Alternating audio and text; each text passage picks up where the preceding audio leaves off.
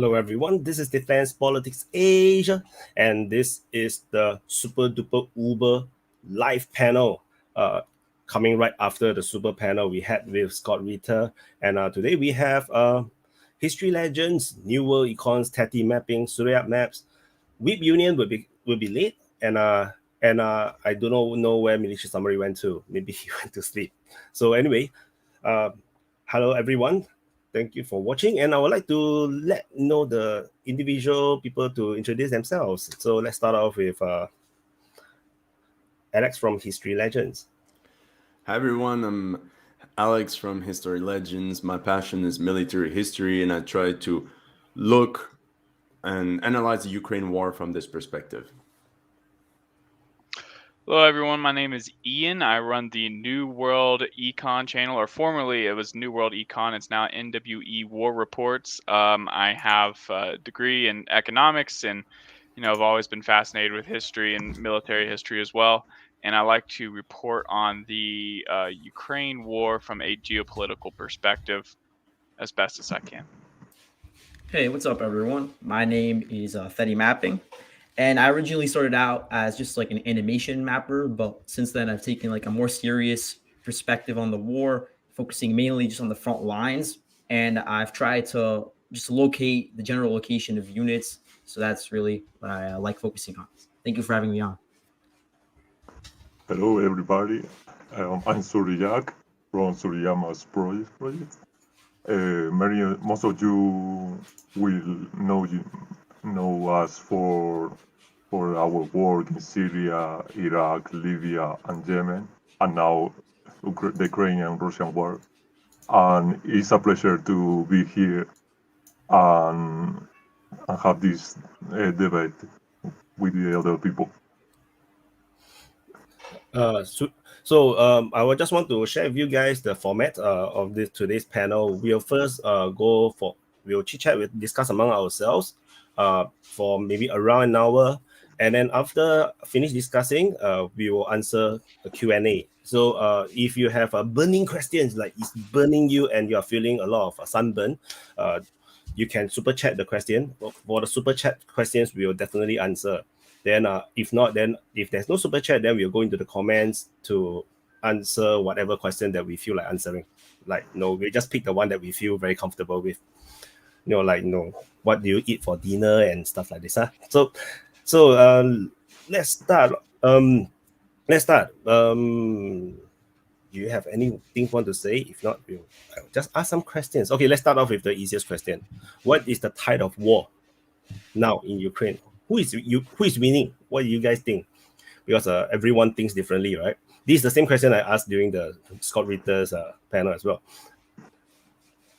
Well, just to start off, generally, I'd say that the current moment, you see Russia has regained some of its momentum. What I mean by this is that they're like actively attacking across a broad front. I'm not necessarily saying that they've made any significant breakthroughs, but we are seeing more offensive activity reported by both sides. And like you could see that in Zaporozhye, you could see that around Svatovo Kremina. And then obviously the most significant part is Bakhmut. But we're going to get more into the details, I expect. SuriyakMaps. SuriyakMaps is very neutral.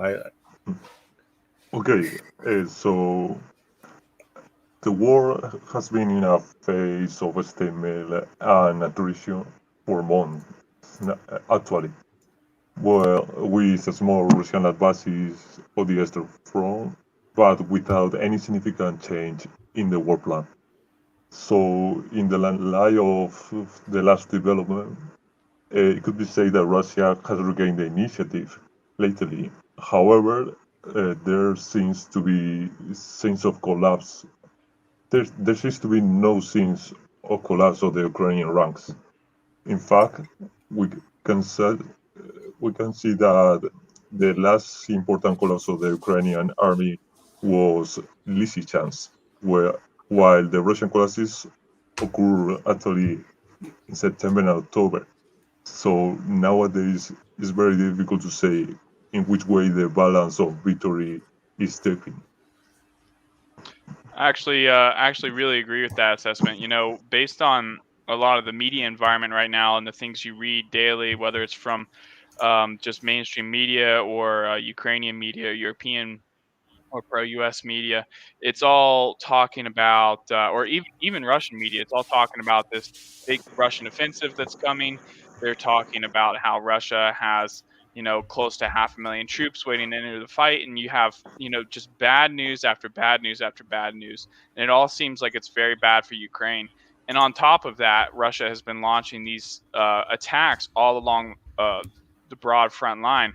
But looking at what's happened over the last month and a half, I think considering how pessimistic the outlook for Ukraine was going into this, I think honestly they've handled the situation pretty well. Surprisingly, in most of these specific battles, if you want to talk Kupiansk, Kremenna, Seversk, Bakhmut, Marinka, and Vuhledar, and we'll go ahead and throw the town on the Zaporozhye front. I want to say it's not Oskil.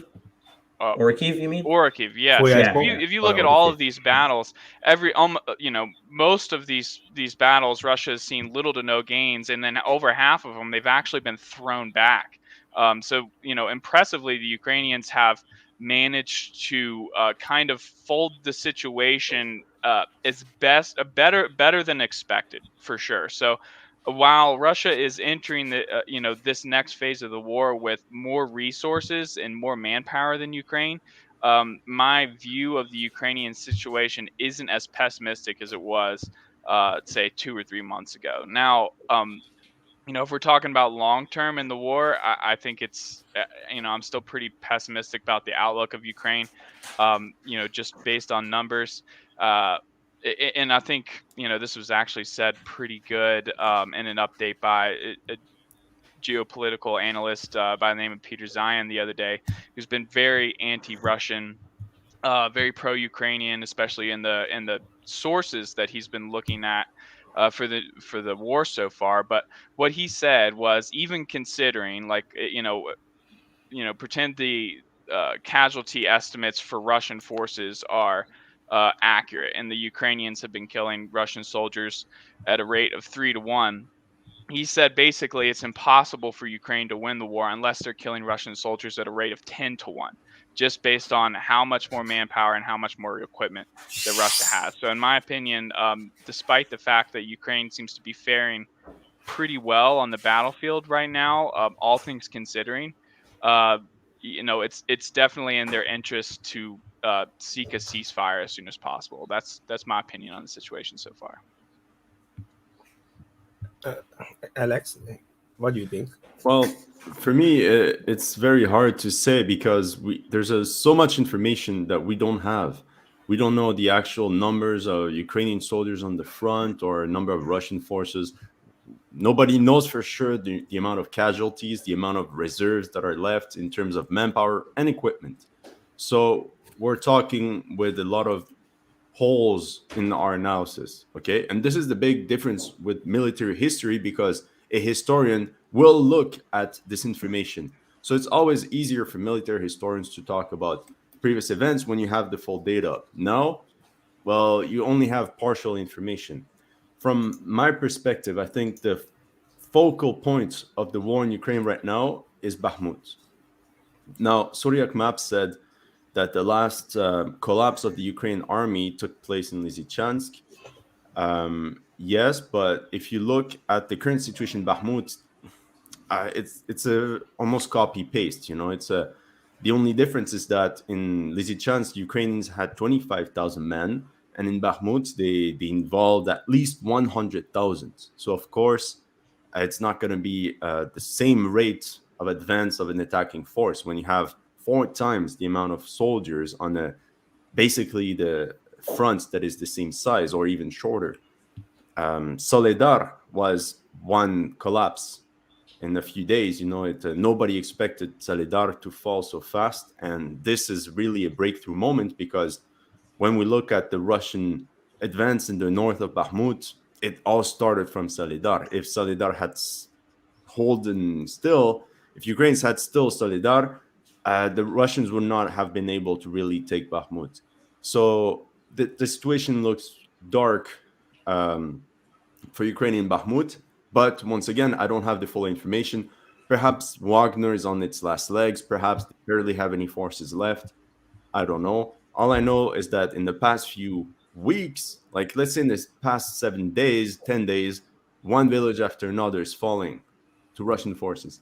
And now there's maybe 3 kilometers until they reach the last supply line. So, my analysis depends on the map and not so much on what people say. And this is why I love you guys, THETI mapping, maps, because maps don't lie. So you see the progression and you can extrapolate information from there. So, Alex, as a military history buff, I guess we'll say, does this Battle of Bakhmut stick out to you as a decisive battle in this war? Like, does it stick out on the level of battles like Stalingrad or Waterloo, Austerlitz, the Battle of Gettysburg? Does this stick out as a defining turning moment in this war? Is the victor of this battle going to come out with a great advantage over the other side, whether it's tactically speaking, positioning on the map, or if it's in terms of resources, or what do you think of that? Well, it's interesting because in Stalingrad in the last month alone, the Russians fired 33,000 artillery shells, the Soviets, on Stalingrad. 33,000 shells a day on Stalingrad.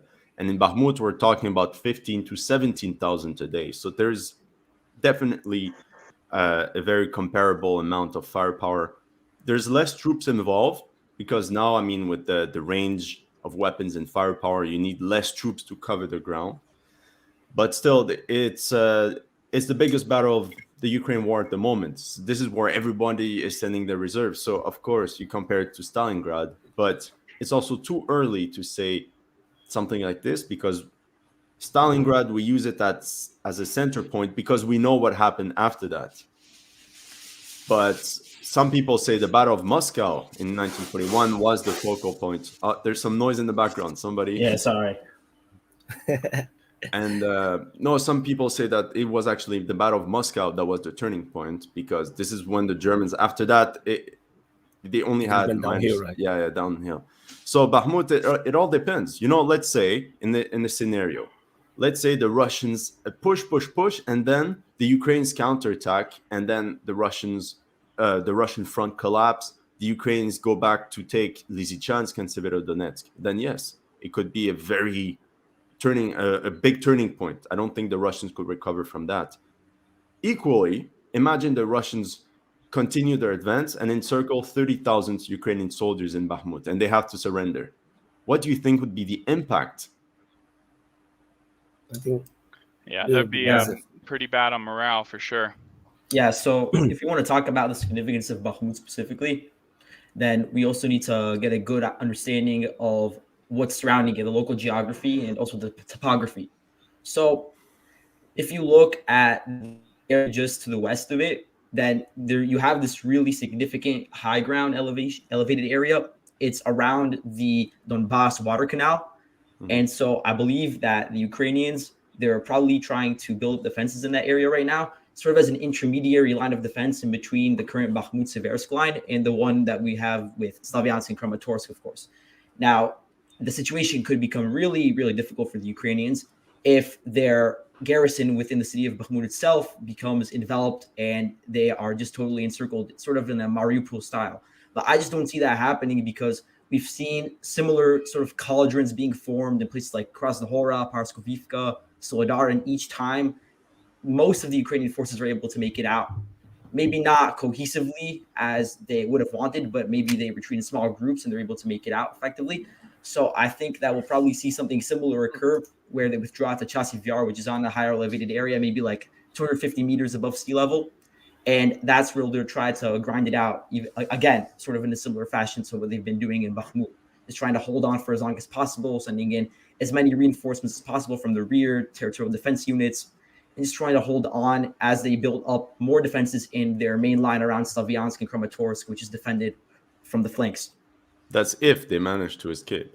Yeah, it is. And right now, we know that they have one road that is working from Chromove, and the one from Ivanivske, we know that one has been destroyed. And even if it was working, then it's way too close to the front line.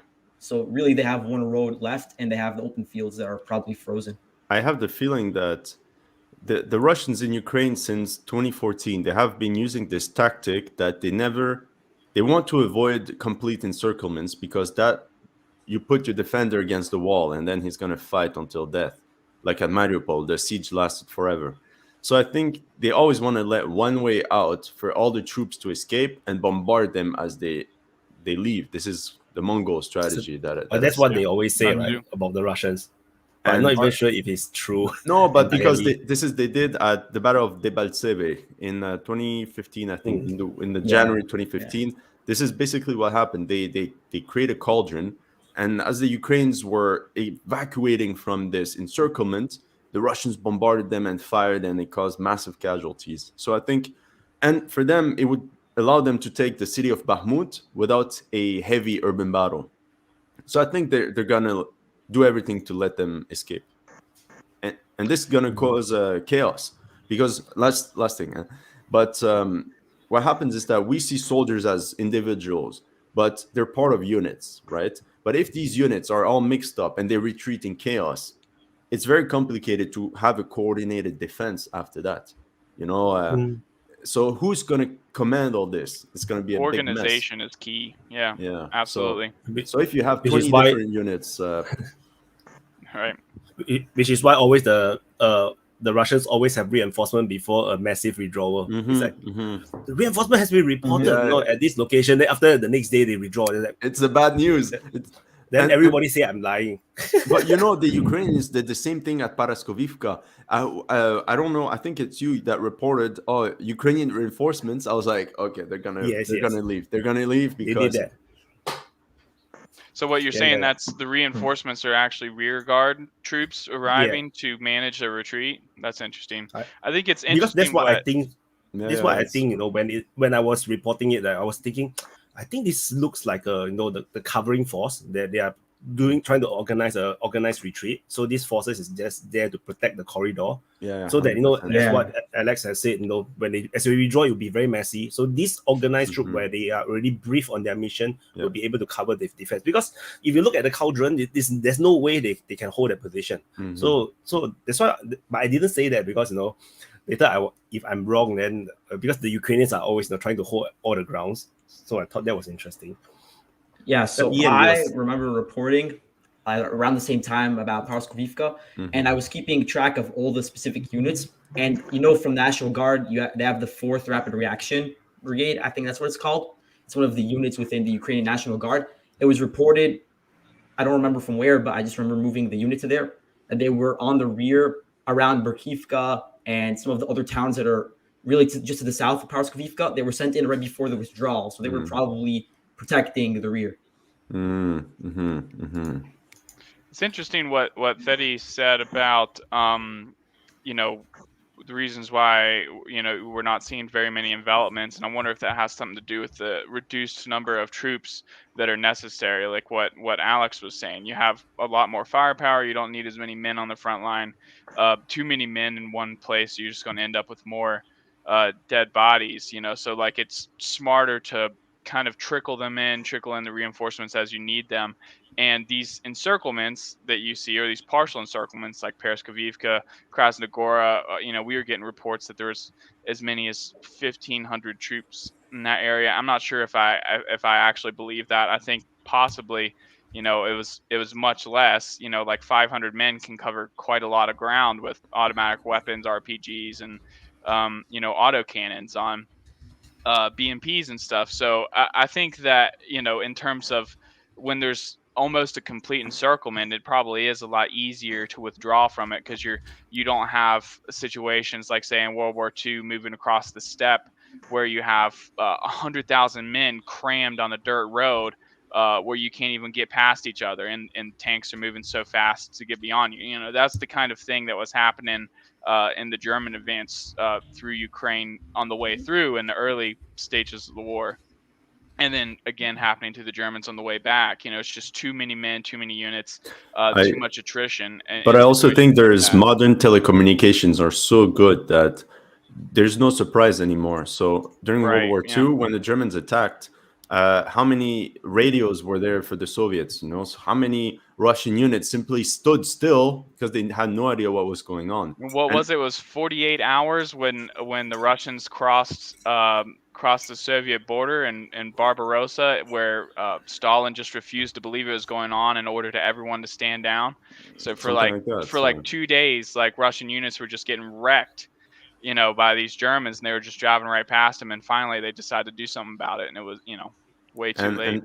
And today, because of all the satellites and the communications, well, units are told of the latest developments. So they're told, okay, back up and all this. So it's much more complicated to have an actual encirclement. So Well, yes, sorry. I agree with Alex saying that. Sorry, my English is not good. no problem. Okay. What I say about the Russian strategy in Bakhmut is very similar to what happened in Syria with the Tiger forces, the elite of the Syrian army, which was supported by Russians against the ISIS. I remember in March 2017. Is the same. Is trying to make envelope movements to ISIS, forcing them to abandon their positions and shelling their position while they are living. But my perception is that there is a possibility that some Ukrainian units stay in the center of Bakhmut, basically because probably Zelensky wants a political victory, to say that by this way. So a similar scenario that Mariupol could take place.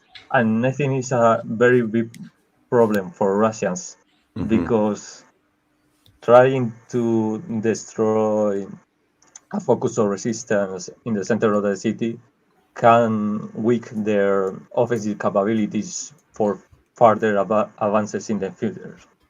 But on the other hand, leaving more troops out of the city of Bakhmut will suppose more problems for Russians if they want to, if Ukrainians want to counterattack in the future. That's interesting. I actually kind of explored that idea the other day on my channel that it's at least possible that the Ukrainians might deliberately decide to allow an encirclement around Bakhmut and hunker down there, especially if they can manage to not allow the Russian units to move very far past Bakhmut. Like, let's say that the Ukrainians establish a defensive line along the canal, like what THETI mapping was suggesting. It's only like maybe 10 kilometers from Bakhmut.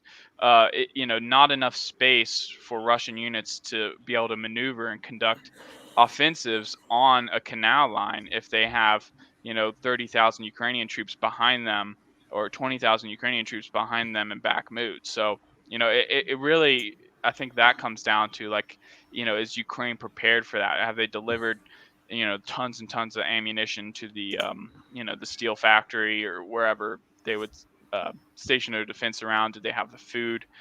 Things like that. So but there's sorry to cut you, but there's also an important aspect. You're 100% right. It's just before I forget my idea. In Mariupol, the troops that were there were elite, so the Marines, Azov. So this is one factor why they held on for so long.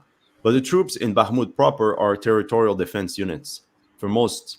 So how long are they really going to fight if they're in a circle? I don't know. True. I mean, go ahead, Wyatt. Oh, because THETI in his mapping, he tracks the units. So you know what are the type of units in Bakhmut?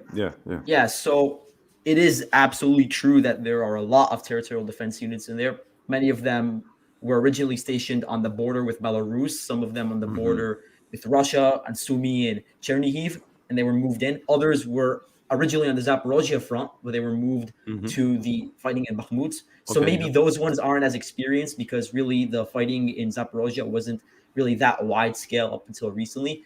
And then you also have some like more experienced battle-hardened forces in Ukraine. So just off the top of my head, you have the 93rd Brigade, which was that was one of the main fighting forces in the beginning of the war. You have the 57th Brigade, which fought in Kherson, and they were one of the first units to really lead a spearhead into the city. There are some others that I'm forgetting, but yeah, there were a lot of Ukrainian forces that were moved into Bakhmut that were battle-hardened as well. I believe the first or it's either the 1st or the 4th Tank Brigade, or maybe it's the 17th Tank Brigade. 17th Tank Brigade is in northern Bakhmut at the moment, around the Stupka district. Oh, okay. Yeah, I wouldn't have known any of this. I don't follow the units at all. So no, but it's with THETI I check about them this. about once a week on the deployment map. But the deployment that's not map, accurate. yeah, it's not that accurate. It's not that good. Like they don't update it that much, and obviously not the entire unit's just going to be stationed in one singular area. Yeah. And also they're not like at full capacity anyway. Yeah. Which is why I'm impressed with THETI's mapping, because he actually did his best to track, which is like wow. Because sometimes it's very confusing even for me when I was like, it's like who are all these people? Then if they are redrawn, you don't really know when they are redrawn, or when they are totally annihilated. Yeah, you wouldn't have known. Yeah. THETI, is your map publicly available? Yeah, it is. I have it in the description to all my videos. Now, my unit map, to be fair, I can't say 100% for sure if each unit is stationed in that specific location, but I know generally where they are.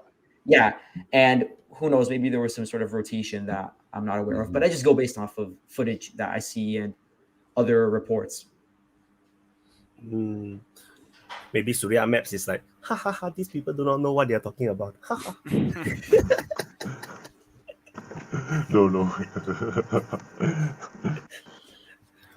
So, let me ask another question. So, what do you think of the Russia winter offensive?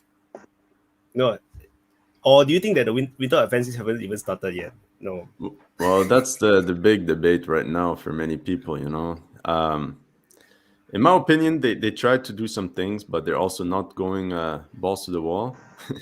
I think the main focus is Bakhmut, and they try to put pressure. But Vuhledar, they actually tried. I think they tried to do something there. They don't work out. I don't know. I'm not sure if they really want to attack for now. I think they want to hold the front. Because until today, right, I still got people, when is the winter offensive starting? It's like, what? Like, as if they don't see Bakhmut, what's going on? So it's like, I did mention, I think in the tweet, and also I mentioned during my one or two of my reports, I say the winter offensive is now in front of your eyes. It's already happening, and it's not one offensive, it's multiple offensives all across different fronts. So, but then, I still have questions like, so what do you guys think of the winter offensive? So I would sort of echo what HistoryLegends was saying about Vuhledar. I think that was a real serious attempt because you saw how many reinforcements were moved into there from the 36th Brigade, 155th, I think it was Separate Naval Infantry Brigade. All these units that are in the Russian regular army, they were moved in, and they launched serious attacks several times over the course of several weeks onto Vuhledar. And we now know that failed. But I do believe that was different than the probing attacks that we saw on Zaporozhye, for instance, where you had really just small groups advancing through open fields, probing the Ukrainian defensive lines, and then eventually retreating, and then it sort of died down. And I think the reason why they did that in Vuhledar specifically is because attacking the Donbass itself head on is extremely difficult. We've seen this throughout history in World War II and in the Russian Civil War from 100 years ago. We know that attacking the defensive lines there head on is extremely difficult. So I think by getting control over the flanks, whether it be from Vuhledar or from the north, which is something that we'll talk about later, but specifically in Vuhledar, having a control of the southern flank so you could attack from a different direction and assault the Ukrainian defensive lines from an area that they may not have been expecting could be extremely lethal. And I think that the Russians, they were aiming towards the town of Kurakove, which is to the north of Vuhledar. And that town, it is sort of like a local command hub. You have a lot of artillery stationed over there that's used to fire upon the Russian forces. And it's also a big logistical hub where a lot of roads like lead to the front line, like in Marinka or to Vuhledar, like I said. I also don't know the situation in the forest near Kremina. It's like a huge black hole. Like I don't even know the front line or who controls what. It's like just see forest footage and that's it. Yeah, it is really difficult to tell what's going on there. It's almost impossible to geolocate it, but you could tell it's the forest because it looks. I mean, it's really unique. It looks like all the trees were planted in like perfect rows or something. But yeah, it's a forest tree. It's actually not a forest. It's actually a forest tree. So they actually plant and then they chop. Oh, yeah, okay. I thought it was a national park too, or something like that. No, like it's no. I think national park is the one near towards the church. Near the Liman region there. Yeah. Okay. Well, in terms of winter offensive, it's difficult to tell. Like I think an opinion that's circulating a lot right now, which deserves some attention, is a tweet thread that was posted by Michael Kaufman. I don't know if you guys have heard of him. He's a military analyst. Has been reporting on the Ukraine war since the beginning. Early on in the war, I actually thought that through all like the Western hysteria, he was given a more accurate view than others. So, I have a little bit of respect for his reporting. But he had mentioned, or his thesis was basically that there wasn't going to be a grand new frontline opening, a new Russian offensive, and the Russian winter offensive is what we are seeing now. These attacks that are all over the front line, and Russia was probably going to just feed in this manpower pool they have to sustain combat for as long as they can until they have to bring up some more reservists, some more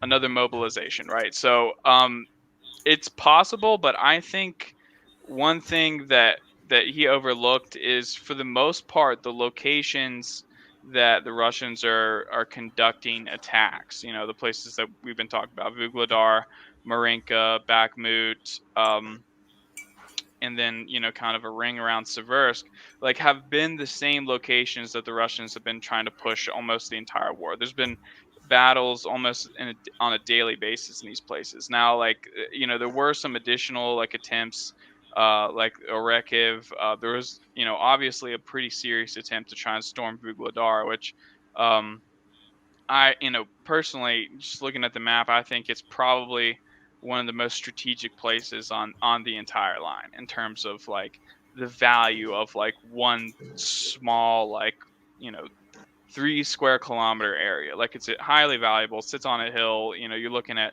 8-9 story apartment buildings. It's basically a fortress that commands the entire area. So I can to argue like against that point, I think that in total, in terms of like manpower Russia has spent over the last 2 or 3 months, I would say I would estimate it probably between like 15 and 50,000 is like a high estimate, right?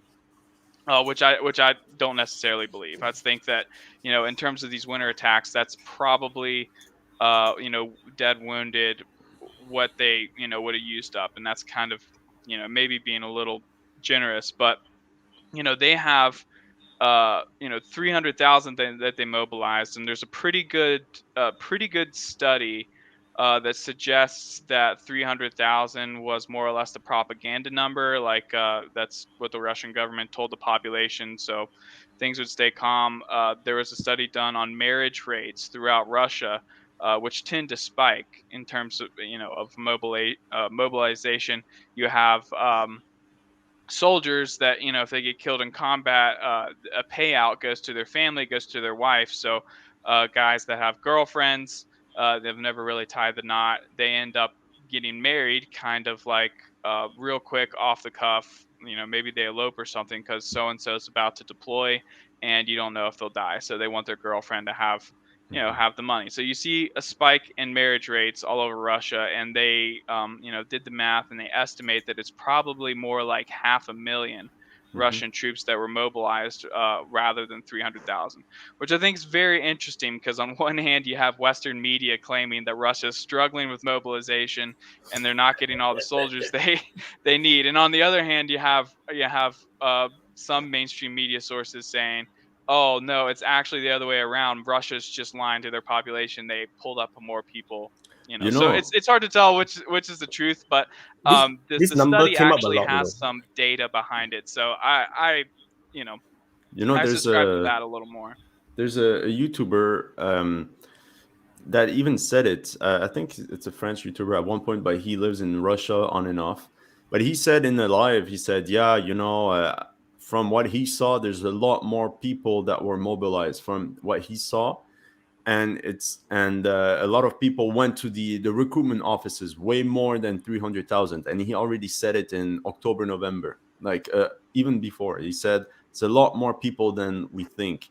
Some even said that the mobilization was continuing. So people still get the summons. They don't really talk about it. I mean, so when you look at even the United States, or there's so much talk about like inexperienced conscripts and things like that. But World War II, the majority of the U.S. Army fighting in Europe was conscripts. They were all drafted. Like that's what conscripts are. They're drafted in the army. They didn't volunteer. Now the ones that are more competent, have more confidence in themselves and think they can make a difference, they end up going in advance and volunteering because they're more likely to pick the unit, right? Like that's the big thing with the 101st or the 82nd Airborne in World War II is, they didn't want to be in a foxhole with the draftees, so they volunteered. That way they fight beside the best. You have to assume that the same thing's going on in Russia too, that when there's a big conscription, a big draft, that of course you're going to have draft dodgers. There's, potentially millions of people in World War II that tried to dodge the draft from whatever country that they were in. Like there's always going to be people that don't want to fight, but there's also always going to be people that, are feeling patriotic. I don't know if you guys have seen it, but there's a new map floating around where they've asked people in different European countries, would they be willing to fight for their country? And, at the top of the list, the highest percentages of populations that are willing to take up arms to defend their country is Russia, Ukraine, and Finland, and I believe Turkey as well. So like there's definitely a lot of patriots in Russia. There's definitely a big volunteer pool, bigger than what people are suggesting. But my main point with all that is I don't think Russia has expended enough manpower and resources through these winter attacks in these different places on the front line in order to count out a new offensive. Hello, everyone. They still have the power in order to conduct a new offensive. What's up, Weeb Union? Hello. Yeah. Late to the party. Yeah. And he froze immediately. He's like, you cannot mention his name. Once you say his name, he's like. But it's very interesting. But because of this, the fact that there's so many troops that are supposedly mobilized, plus the supposedly volunteers, plus the guys that were conscripted last April, all the young guys, 18, 19-year-olds that were conscripted and that will finish their conscription in April. All this, I'm like, okay, there's a lot of manpower. The Russians are building a lot of tanks and all this. I'm like, this is why people are like, okay, what's the next step? Why would they mobilize everything if their goal would be to just freeze the conflict or something? I got a question for SuriyakMaps. There is the Zaporizhzhia offensive by the Russians, and there is a lot of conflicting information. And SuriyakMaps is one of the first to say that the advances by the Russians are actually not that big. SuriyakMaps, do you have anything to talk about the Zaporizhzhia offensive by the Russians? Well, I agree with what they say about the mobilization, because at the beginning of the month, I received information that the training of mobilization people have started. So that means that new people are arriving to the space of the special military operation. So it's not discarded that the number of mobilized people are higher than the news said. My opinion is that a big offensive will take place eventually, actually. And during the last weeks, I read a lot of reports saying that the winter offensive have already started with the capture of Soledad. But my opinion is that Soledad fall basically because Yakovlivka fall. This is something that is gonna happen eventually, and Ukrainians know. This is why they put a lot of resistance. But finally, with the capture of Soledar, the Russian troops were able to penetrate into the Bakhmut valley. As far as I can see, during the last weeks, the mobilized troops that have arrived to the front have increased the number of troops sufficiently in order to launch a series of simultaneous attacks in order to break the line of the defenses, not only in Donbass, but also in Zaporizhia. However, I think that all of these attacks that we see is more like probing attacks, with the exception of Bukhledar, in which ISIS is more related with what is happening in Marinka, that now Russians are trying to move southwards of the town in order probably to create a new envelope movement to relieve the pressure to the southern part of Donetsk city. But my perception is that during the next weeks, probably Russia will open a second front, try to divert more Ukrainian troops from the whole region of the Donbass, and with that, the consequence of the weakening of the Ukrainian defenses. The question is where are open this front? This is the real question. Mm-hmm. I always had this image that Ukraine is doing this force to attack on the Zaporozhye front line. This is what they're saying, okay? But what if the moment Ukraine attacks on the Zaporozhye line, Russia attacks from Belarus against Kiev?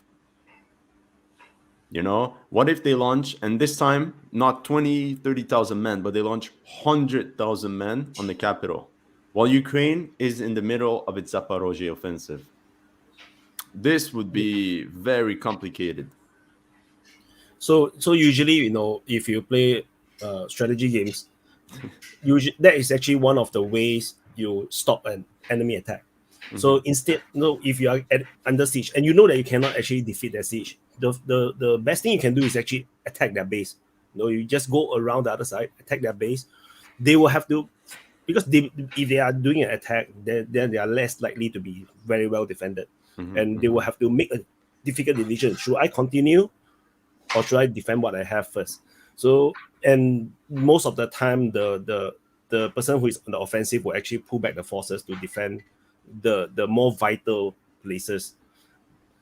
But you know, and I was thinking about it. How do you hide hundreds of thousands of men in the modern age with all the satellites? Okay, so for me, this makes it very unlikely that they would attack against Kharkiv or Sumy, because satellites would just see these concentrations. However, in Belarus, the fact that Belarusian soldiers are mobilized, the fact that there's huge forests and everything, we don't know if it's actual Russian soldiers or if it's Belarusian soldiers. We don't know. We only see equipment moving, troops. It's very confusing to me, at least. So, like you said, the threat, just having this threat on the capital could make it that the Ukrainians don't even launch their offensive in the spring and perhaps wait. I don't know. Yeah, so if you look at the geography, again, around the Kiev area, as you said, History Legends, it's extremely forested, but that was part of the reason why the initial advance onto Kiev was stopped in the first place. You had a lot of these Ukrainian formations that weren't as experienced in warfare, so they really operated irregularly within the forests, and they're able to stop the advancing Russian formations that were advancing through very narrow highways. And the Ukrainians, they were conducting these hit and run attacks on the Russian columns, and a lot of them were embedded within the forest. Now, I know the dynamics changed now, and that if an offensive was launched towards Kiev, it would be with more than just 20,000 people. It would be with, like, as you said, 100,000 people. But I just don't see that as being feasible at the moment because of the main Russian focus being around the current front line to the east and to the south. But if we see video circulating of buildups, that could just be an effort by the Russians to divert some Ukrainian forces towards the border with Belarus in order to fix them in those positions as they conduct offensives elsewhere. Because we've seen for a while now, based on the troop formations and where they're located, we're seeing that a lot of them are on the border with Belarus, and a lot of them are just building up defensive fortifications. They've been doing that since April, and nothing has really come out of that. And those forces, think of it, they could have been moved into some of the key areas that we're now seeing fall to the Russian forces. But what do you think of, in the previous video, I mentioned this. What if the Russians don't actually go directly for Kiev, but for Chernihiv? So they mass their forces on Chernihiv, which would open the east bank of Kiev. That way, it would, in my opinion, cause a lot of damage. Because in this area, it's less forested. Like you said, the problem of the Russian failure in Kiev is one, they didn't have enough forces, and two, they had spread out their forces on two banks. So the Ukrainians benefited from this central position, so they could punch the Russians. But if the Russians mass all their forces on one bank, on Chernihiv, I don't know. You definitely have to consider. I'm sorry. Just real quick point with what you're saying with Kyiv. The infrastructure in the area is quite terrible compared to even, well, I mean, not necessarily the quality of the infrastructure, just the quantity of it. I mean, and this is kind of cliche, like it comes up all the time, but you know, with 20 to 30,000 troops driving down from Belarus into Kyiv, and you had this, everyone of course remembers the pictures of the convoy backed up on the roads, spotted from the satellites and stuff. Imagine, 50,000 or 100,000 troops trying to advance on Kyiv through that same axis, along this same highway. It's like there's just, in my opinion, the evidence kind of showed that for a force of even, like let's say an army grouping or an army corps, 20, 30,000 troops really didn't have the logistical capabilities to operate in those areas north of Kyiv that they were operating in. So I do believe that should the second front happen again, or should the Russians use Belarus to enter Ukraine again, it's probably more likely to be in Chernihiv and Sumy regions. The infrastructure near Gomel, Kursk, Belgrade, it's far better than it is. I mean, the areas where the Russians entered Ukraine, people forget, was the Chernobyl exclusion zone, right? I mean, the roads up there haven't been paved since 1980. Like they're like the whole area is just empty and devoid of resources. So, I do think that what Alex is saying about Chernihiv is far more likely. And, let me just say this after. Sorry. And to add to that, if I can add to that, something that indicates that the Ukrainians are expecting an offensive by the Russians towards Chernihiv is the fact that they are building a lot of troops in specifically Chernihiv rather than Kiev or the west. They're just putting minefields there to make sure that there's no flanking attack. But their troop buildup is in Poltava, which is in the actual center of eastern Ukraine, so they can go anywhere is needed, and in Chernihiv. And then there were some rumors, I'm not sure if it's true, I haven't fact-checked it, but there were some rumors that the administration in Chernihiv had been fired and that they replaced it with military soldiers who had to take control over Chernihiv. So if that is true, then the Ukrainians are expecting somewhere an attack against Chernihiv. And then if we look at the Polish colonel, or whatever his rank was, I don't remember, who made a plan about the Russians' offensive. I made a video about that. he essentially says that there will be a grouping of Russian forces attacking from Belarus towards Chernihiv, but it will just be a distraction. It will not be the main force. The main force will come from Sumy, and they will use a tactic that they've been training for a long time, where essentially the goal is to mobilize all of their forces for the offensive in 3 days. And then he refers to a 2017 operation called Sapad, where they essentially mobilized all of the major grouping of forces, about 30,000 troops, in only 3 days. And that they have practiced this yearly. And then they are planning to use this tactic to strike at Sumy. And then after that 3 days operation, they will start mobilizing their real forces to come in a second wave after the initial force. So I think that's pretty interesting what you're bringing up with like this large scale offensive would sort of be like in a Soviet style manner, because it would be in like this large divisional structure. But I think that's different than the current Russian army structure, which is more focused on battalion tactical groups, where you really have these smaller assault forces, but they do have a lot of firepower at their disposal, and they have like their commands very close to the front line. So because of that reason, I think the most likely area where a front could be opened up is just to the south of Belgorod and to the east of Kharkiv. So in an area around like Vovchansk and around Veliki Burluk, because the point would be that the Russians would advance along that axis and retake Izium.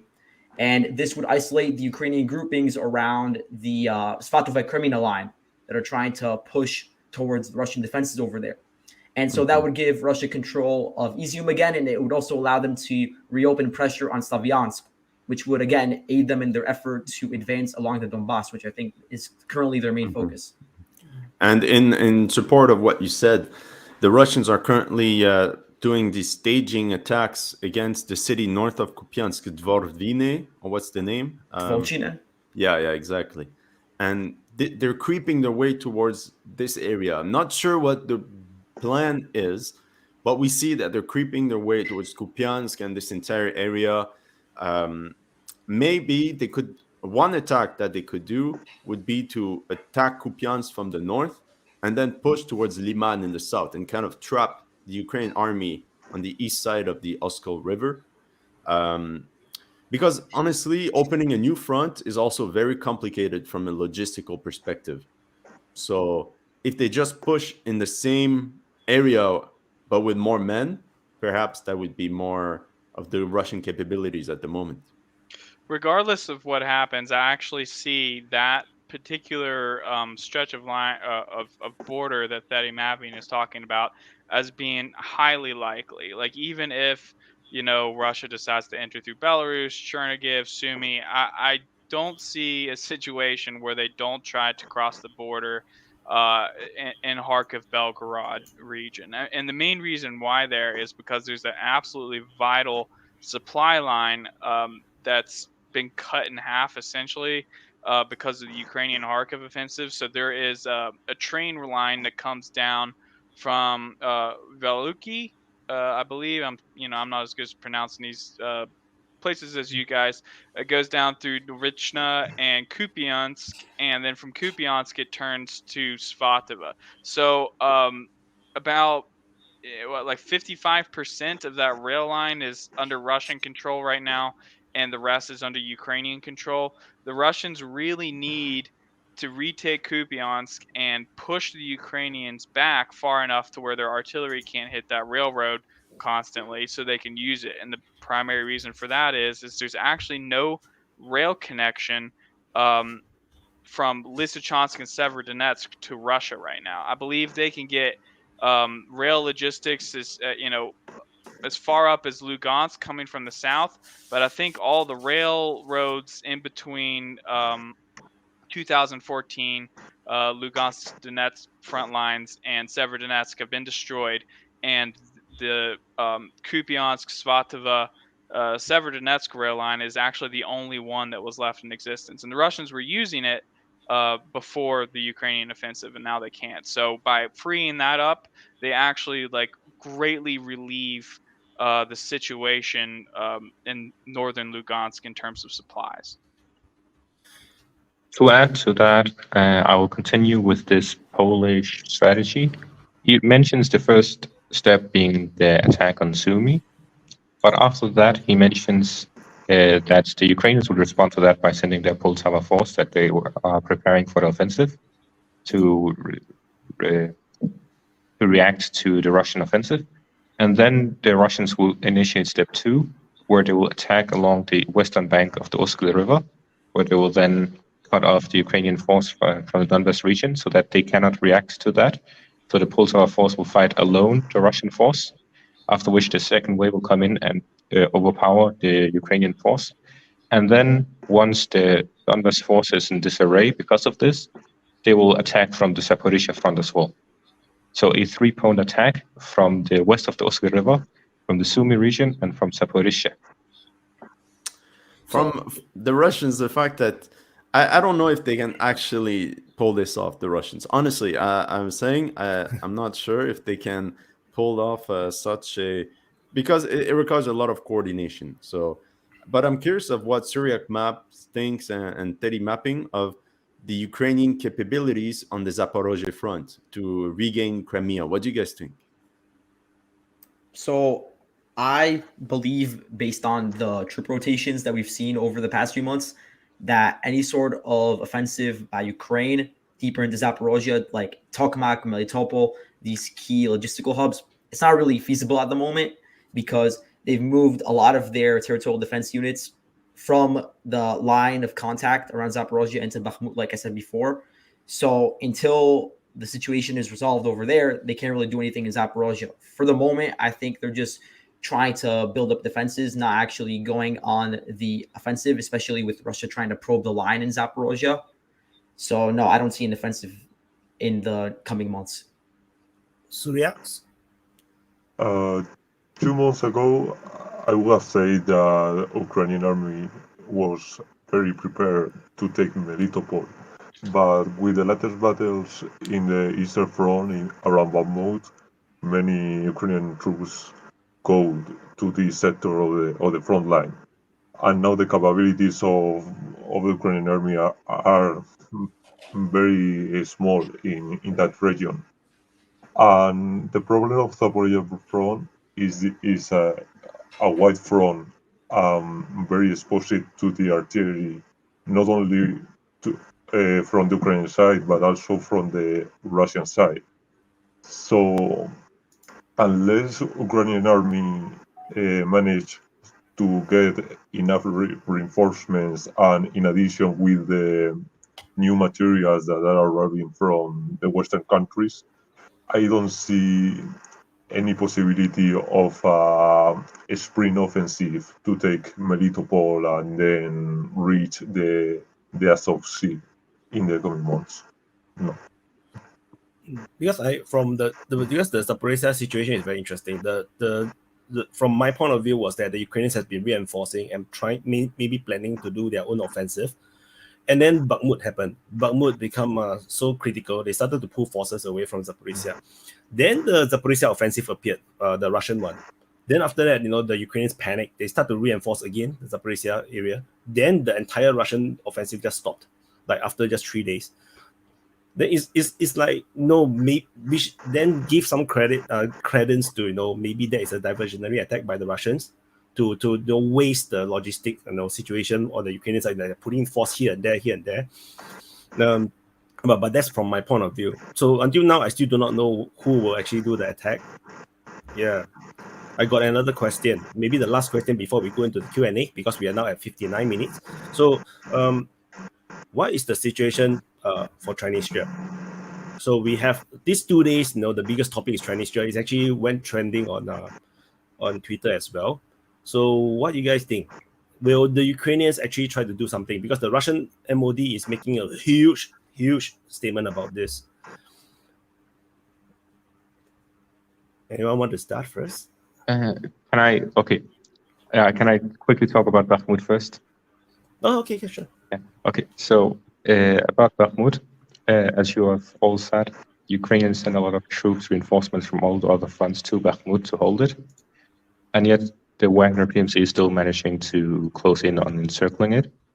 And then a very interesting statement came from an Israeli army officer. I don't know exactly what his rank is, but he said that the Russians are most definitely, it sounded like he had no doubt, that the Russians have built a mechanized division in the rear of the front in Bakhmut, which is just waiting for the opportune moment to strike. Similar to Lysychansk, when they were essentially close to encircling Lysychansk, a Russian armored division just went around and encircled everything, which forced the Ukrainians to retreat. But in this scenario, it looks like they're waiting for a moment where the Ukrainians will be unable to retreat, because very soon we'll see the mud coming front because of the weather changes, which makes it difficult for the armored divisions to pass through. However, on the map, the Russians now control the highway from south around the Soledar area all the way to halfway to Sloviansk. If they make use of that highway, they'll be able to go around and reach the canal. And then by passing through and controlling the canal, they'll be able to cut off all the Ukrainian forces. So maybe the Russian plan is looking somewhat like that, cut off the Ukrainian forces in Bakhmut. And with such a huge loss of soldiers for Ukraine, it will spell a huge issue for them to properly defend the whole front line. And that will be the perfect moment for a Russian offensive. Okay, so we will skip the Transnistria question. I leave it to you guys to do video on your YouTube channels. Don't review your opinions first, or we can answer if anyone asks actually in the Q&A. So because I think Weeb Union is running, may need to run soon, and Alex definitely need to run soon. So no, we're going to Q&A right now, and Weeb Union just disappeared. So his objective is to talk about Bakhmut and gone. So he had something he wanted to say. Yeah, this Bakhmut you must dig it. Okay, man. So I want to address the first question. This one first because this is to Alex. Oh, he's back. He's back. Even though the front line don't move much, the map is not lying. A lot can still happen on the battlefield when it comes to attrition and so on. I don't know how to answer to this. I don't think it's actually a question. No, it's not a question. Okay. It's not a question.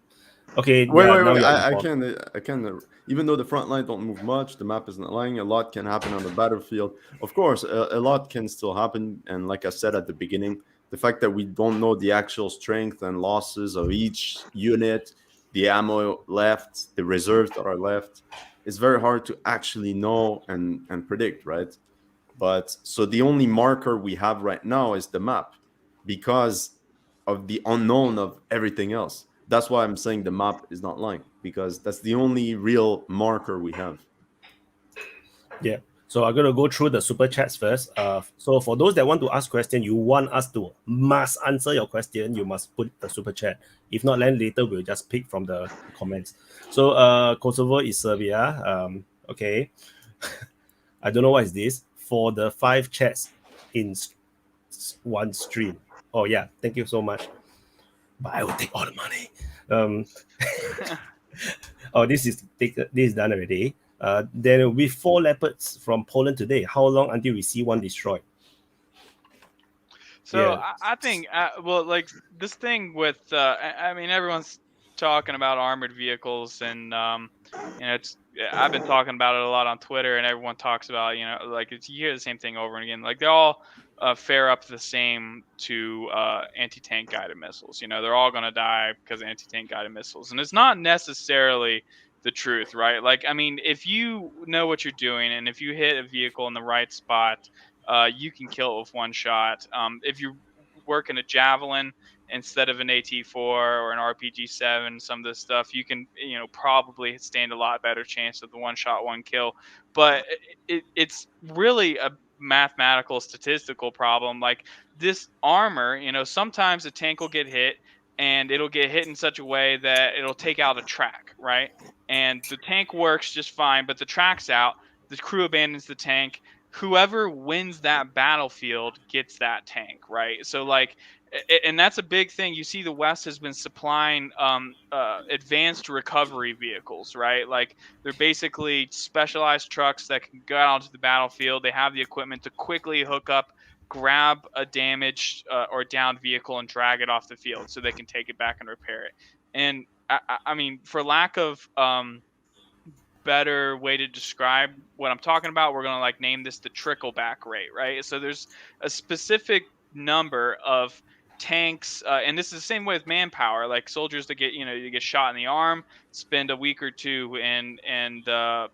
we're medical, and then they're cleared to get back out on the front line or something. Whatever. Every army, like whether it's for equipment or for manpower, they have a trickle back rate, and whatever you can do to increase that number is vitally important. Like if Ukraine could manage to pull back 5% more of their hit vehicles and repair them and get them back on the front, like that, could mean, hundreds more dead Russian soldiers and, hundreds of Ukrainian lives saved potentially.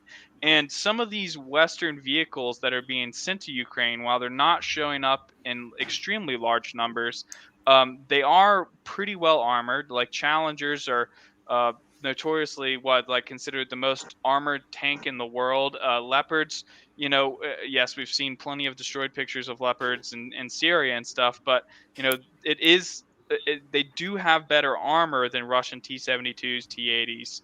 And I don't really know about T-90s. So like some of these tanks, if used properly, can be pretty effective. Now, is 14 enough to make like a difference? No, absolutely not. And I'm not saying that, but like I am saying that like to the people expecting 14 Leopards to be destroyed on the battlefield next week, you're going to be holding your breath for a very long time.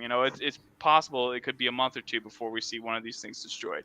It could be a month or two before we even see them on the front. They could be staging in Poltava or Chernihiv or wherever, waiting to repulse some kind of assault. But there's one thing that we don't know is how they fare against guided artillery shells. So yeah, we know how they fare against anti-tank and mines because of the war in Syria, but we have no idea how they would fare. So this is going to be I would say a direct hit from an artillery shell, guided or unguided, is probably more devastating than a ATGM. It's just projectiles moving much faster. I mean, in terms of explosive power, maybe not the same, but it's really just the velocity in my mind. Just intuitively thinking that probably is less survivable. But a tank can get hit in the engine block. A tank can get shot by another tank. The shell could explode inside the cabin, kill the crew. The tank can work just fine. A shell can hit the transmission. A shell can hit the gun. All these things, if it's just one issue, they could be dragged off the field, repaired, and sent back to the fight. It happens all the time. I mean, we see dozens and dozens and dozens of videos of whether Russians and Ukrainians recovering vehicles from the battlefield that have probably been logged somewhere as destroyed, when they're not. So next question, why does the Russian leadership so calm and the Ukrainian leadership always look so on edge? Well, it's kind of easy because the Russians produce all the military equipment they need and they have the resources. So maybe they keep calm as a facade, like as a wall. They don't like to show emotions, but they also have the resources. Ukraine doesn't have resources. They depend on the West. And if they don't make noise, the West is going to forget about them. Yeah, exactly. I would consider the Russians. Go ahead. Yeah, okay. Thank you. So the Ukrainians, they're in a war of survival at the moment. Mm-hmm. And so, as HistoryLegends said, it's an act of desperation. Any sort of show of weakness could actually gain them leverage in the minds of the politicians in the West. And so maybe they aren't actually in such a devastating situation as they portray it to the public and to the media. Maybe it's just a means by which to accrue more weapons or accrue more aid and support. Yeah, so I agree. I agree entirely. And just to add to that, I wouldn't consider the emotions of a politician to be any kind of indicator of anything. Like these, they're professional actors. I mean, Zelensky himself was an actor before he was president. So, and I have to say, in terms of like how they're acting in the news media and on the international stage, is in a way, like if the goal is to get max sympathy, has been flawless. Like they have really milked the international media scene very, very well. So to say that like there's something wrong with them acting desperate and the Russians acting calm and collected, I mean, it's worked out for them so far. Okay, next question. How many kilometers is Bakhmut to Dnipro? Actually, you can just measure on Google Maps right now. This is a very funny question. How much further does Russia have to go? Very far. Very, very far. I mean, you just look at the I'll get you advances. the answer to that while you're reading the next question. Prigozhin said On the map. 3 years of fighting up to the Dnieper. Yeah, you got it there. And Prigozhin said 3 years. So he's the most honest guy in the entire Russian side. So, So in kilometers, it has to be true. Yeah. 200 kilometers or it's like 210 kilometers or it is 130 miles from Bakhmut to Dnipro. So 1 kilometer, you take 1 week. So you go and count. Yeah. 200 weeks. Oh my god. Okay, next question. Can you invite Douglas McGregor to your live stream? I actually tried to invite him for the super panel, but then he didn't even reply me. Only his secretary replied me. The secretary said he's not free, just on one-liner. So I feel a bit sad. Yeah, I got emotional damage from that email. I was like, what? I'm not important enough. So are there logistic issues to referring to the Wagnerians? Any? Yes, but apparently they were solved recently. So I think there's semi-truth. We always talk about logistical issues, but I think the big problem for Russia with Wagner is that it's still a private military unit, and they kind of do the things on their own. And the Russians want to make sure that Wagner knows that who's the boss. So sometimes I think they hold back ammunition on purpose just to tell them, look at who's the boss. I think it's also very interesting that, as much as we say that Wagner's is private military contractors, they have their own stuff and shit, they still depend on the Russian military to supply them the ammunition. So, it's not like Wagner is on their own kind of thing.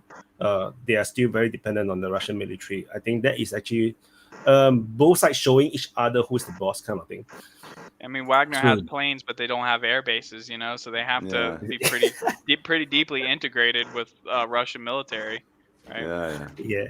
So, what do you think about Scott's assertion about yesterday that Russia will be in trouble by summer when Western supplies and aid kick into overdrive? Did he say that? I'm not sure if he said that. No, I don't think he said that. No. What he said was that if he said that the West will not be able to hold, will not be able to continue to supply the Ukraine by summer. So Ukraine will actually collapse by summer. But if the West decide to really go into overdrive, into wartime economy, then Russia will be in trouble. I think that's what he said. So let's go to the next question. I agree with that statement. If that's how it was said, that would... So Russia, because of long years of conscription, has a trained manpower of 10 to 15 million. The 600K conscript times 220 to 25. So this is not a question anyway. Just next. Why is Avdiivka such a hard nut to crack? Simply because there's not many Russian soldiers there.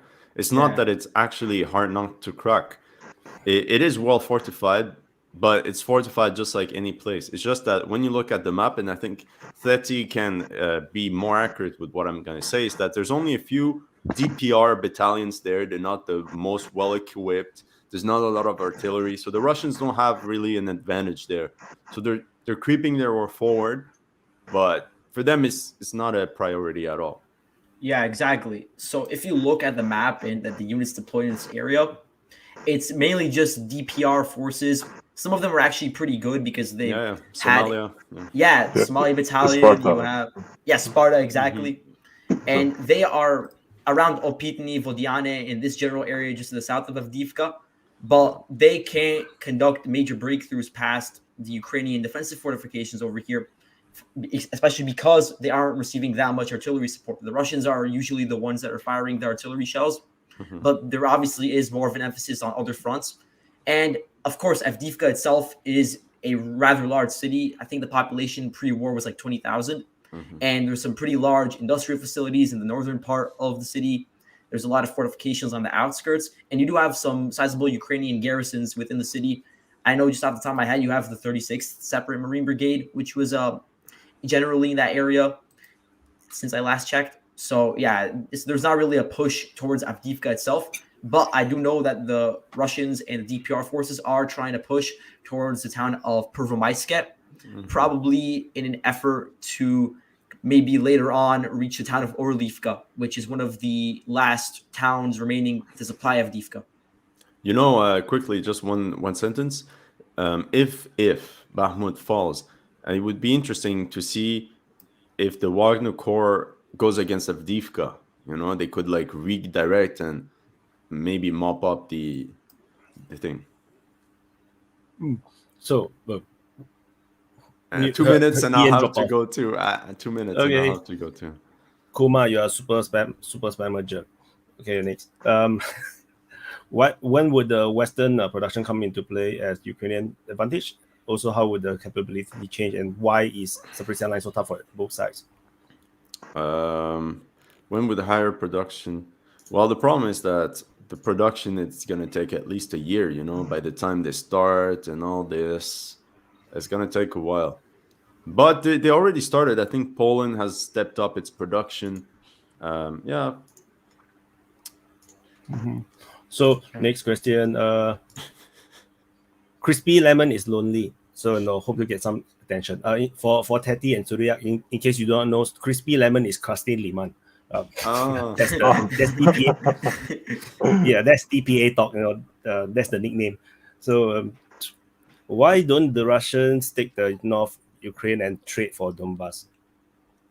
That's an interesting thought. Well, because I think this is what they this is the plan number one they tried in February 2022. I think that was the goal, but the north is very forested and you need a lot of infantry, so you know it's a bit complicated. Yeah, they sent in like. And also the percentage of Russian-speaking people are very low, so there will be a lot of resistance. Yeah. If you look at Putin's speech, which occurred exactly a year ago, in it, a big emphasis was put on liberating, quote unquote, the people of Donbass, Donetsk, Lugansk. So again, that was really their big focus after the beginning attacks in February, March on major Ukrainian cities like Kiev and Chernihiv. Once they realized that they were overextended and that they didn't have the manpower and logistics necessary to consolidate control over these key areas, they withdrew, regrouped, and began attacking Donbass. So, attritional. We are going to get a lot of attrition as Alex will start to drop off very, very soon. Just to let you guys know first, Ian already dropped off. He got something else on. So, Mami asks, why do you think Russia will have enough industrial? Do you think Russia will have industrial capacity to keep the war going with the amount of losses and usage of the ammunition?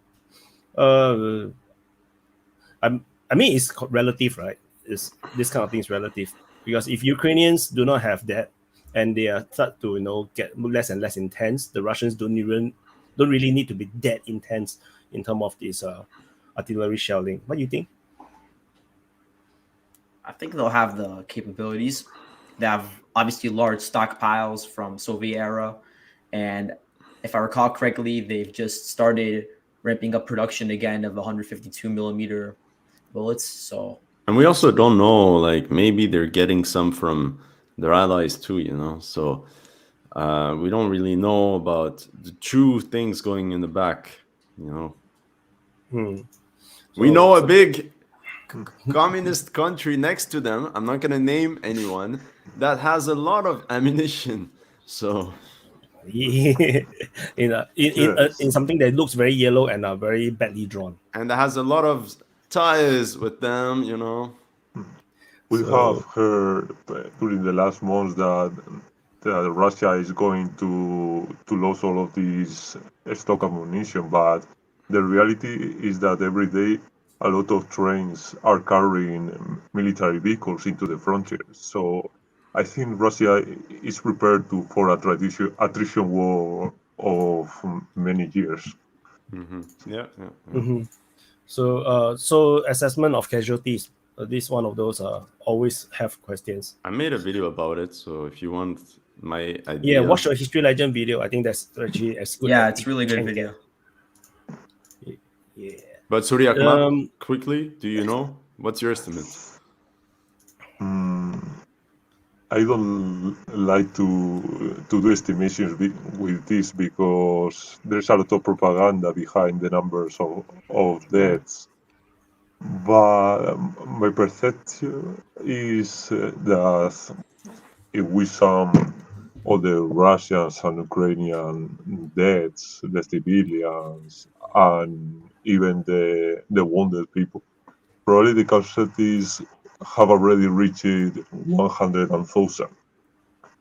But I think the statement of 3,000 Ukrainian soldiers died or 150 Russian soldiers died are not true.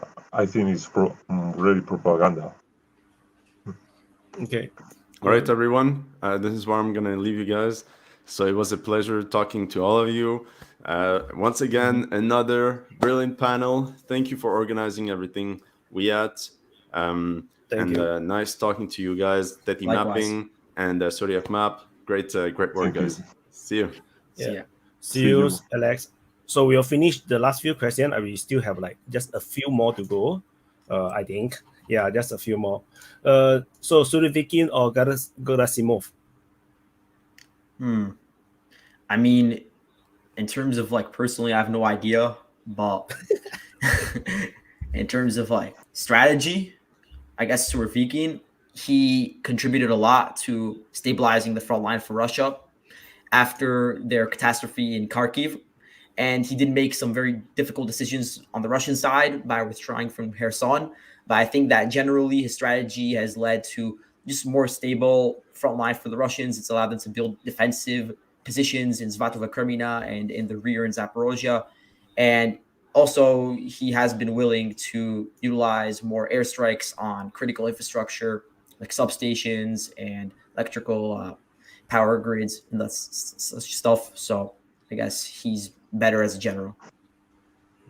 Surya? Yes, What do you think? I think that there's a lot of critiques regarding Surovikin, but the fact is that Surovikin was actually assigned in order to resolve all the problems that the Russian army have accumulated since the beginning of the military operation in Ukraine.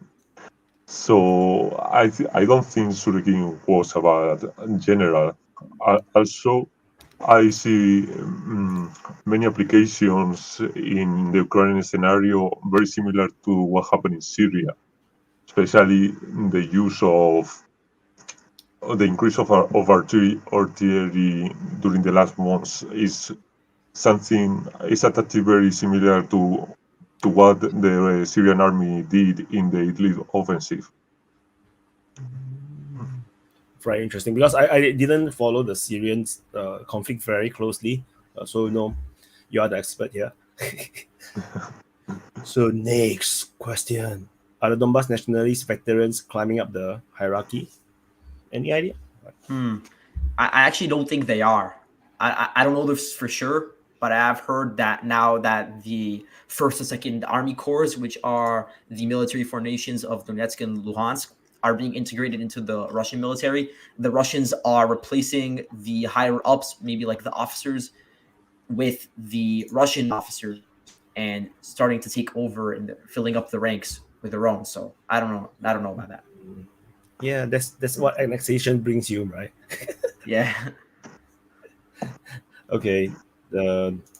Here's a hard one. When will Russia make a big push? Will it drag on like it is now? Make your bets. He is betting Bakhmut and Liman or Marinka Voleda falls. I'm so confused with the question. What do you guys think? Do you guys understand?